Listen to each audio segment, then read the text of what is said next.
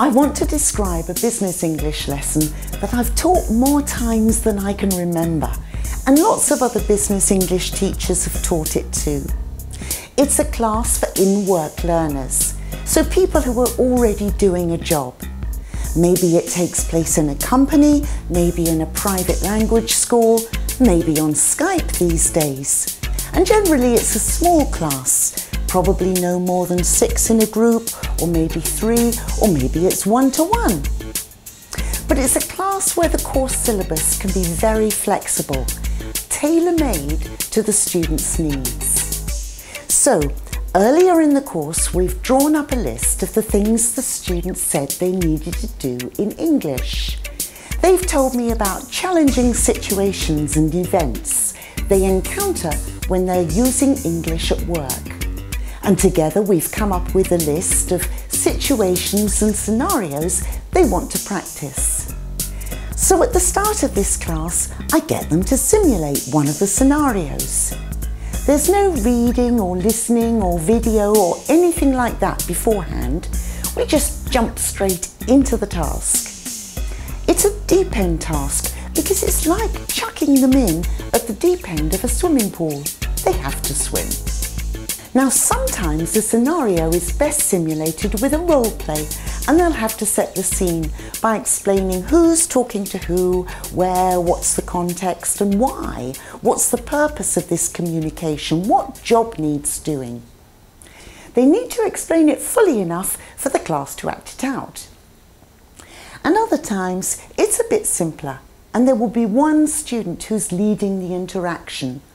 They'll often take a board marker so they can write things or draw diagrams, or perhaps they have a PowerPoint slide, or maybe they've brought along a bit of equipment or realia that we can all look at.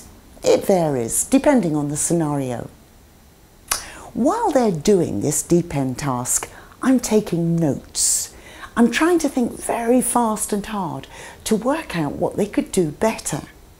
And some of the things I'm noting down will be language-based, grammar, vocabulary, pronunciation, whatever.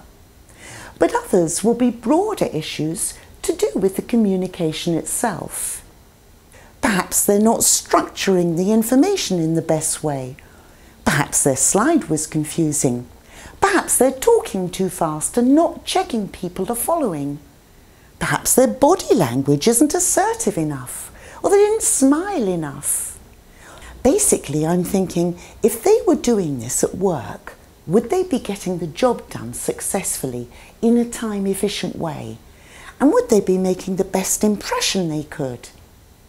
Then, after the task, I collect the students' thoughts on how it went and how they think it could have gone better. And I'm going to give my thoughts and suggestions for improvements. Hopefully they're good ones. Sometimes things come up that we should tackle in a different lesson, but I also want to give them some immediate practical takeaway ideas now. Because the thing is, I want them to do it again, but more successfully. Again? And that's the next step. I get them to do it again. Then normally the bell rings or someone has to take a call or be in a meeting somewhere else, and the lesson is over. We're done. This lesson is a useful prototype of a business English lesson that we can draw comparisons against. In practice, it often gets watered down and mixed up with other things. But in its pure form, what are its characteristics? We have a deep end task. No text input at the start. The only texts are generated by the learners themselves. The learners are the resource. Rather than PPP, it's more like TTT, test, teach, test. Or really, it's TET, task, evaluation, task. It could involve some emailing or texting if the students need to do that, but more often than that, the emphasis is firmly on speaking. In general English terms, it's a spoken fluency task.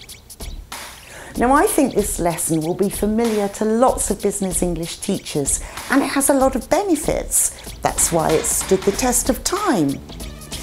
but it also raises questions and it has limitations and drawbacks too. What questions does it raise? What are its benefits, limitations and drawbacks? If you liked this video and want to discuss the issues further, we'll be talking about them in an ITDI course on breaking into business English, where you can also get certified. Check the details below for more information. Bye!